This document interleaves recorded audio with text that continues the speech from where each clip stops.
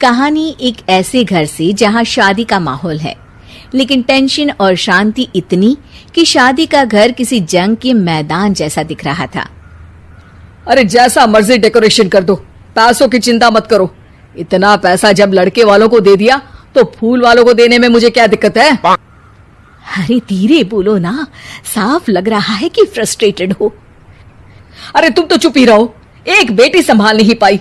सारा दिन मैं काम पर जाता था, सोचता था घर पर बच्चों को अच्छे से संस्कार मिल रहे होंगे, लेकिन नहीं, मैडम को तो अपनी किटी और फैशन से फुर्सत मिले तब ना। माँ चुपचाप वहां से चली जाती है। समझ में नहीं आता कि आखिर शर्मा खानदान में हो क्या रहा है। कल तक चिड़िया सी फुदकने वाली शीना की शादी यूं अचानक एक मोटे काले लड़के से क्यों हो रही है? शीना कमरे में हाथ में गुड़िया लिए बोलती है, मेरे साथ जो हो रहा है ठीक हो रहा है।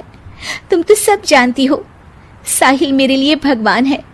अब जब वो ही नहीं मिला तो फिर कोई भी हो, जिंदगी ही तो जीनी है, जी लेंगे। बाहर शीना की बुआ किसी से बात करती है।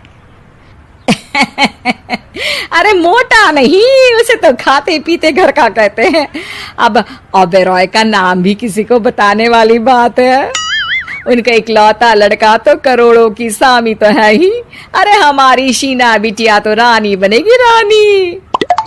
इन सब के बीच कहीं कोने पर शीना हाथ में मेहंदी सजाए बैठी थी और आंखों में आंसू सजाए। और वो समय भी आ जाता है जब शीना मंडप के नीचे हाथ में वरमाला लिए खड़ी होती है, लेकिन तभी अफरा तफरी मच जाती है। कोई कहता है, अरे लड़के की माँ को हार्ट अटैक आ गया। अरे अच्छी खासी थी, कैसे हो गया?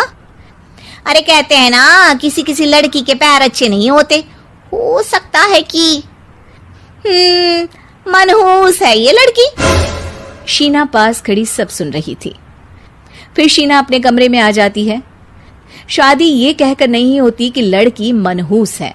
अब लगातार शीना के लिए लड़के देखने आते, लेकिन आस पड़ोस या किसी के कहने पर शादी हर बार टूट जाती।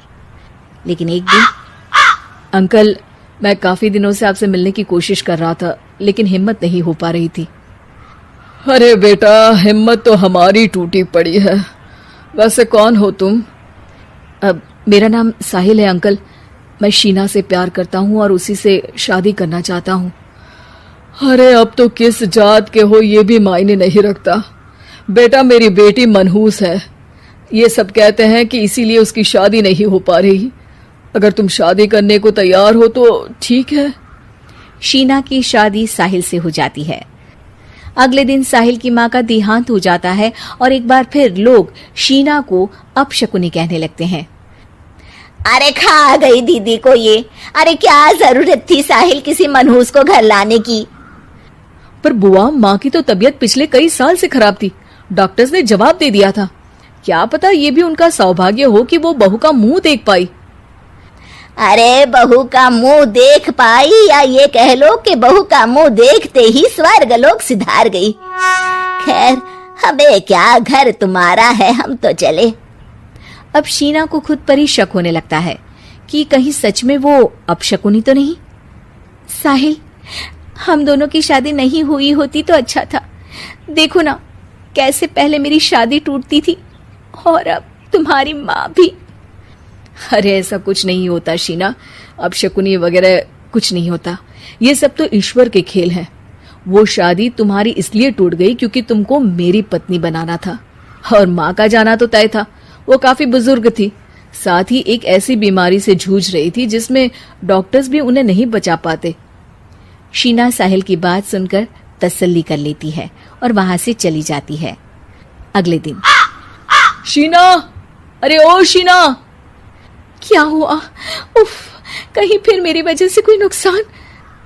अरे नहीं नहीं शीना, तुम जानती हो, जिस प्रॉपर्टी के केस को हम बरसों से लड़ रहे थे उस पर फैसला आ गया, वो भी हमारे हक में।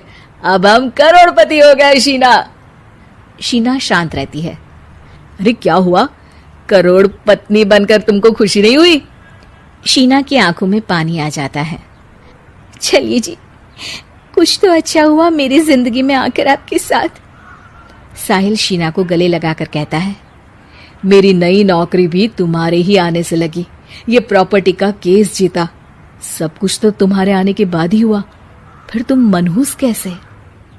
ये सुनकर शीना खुश हो जाती है।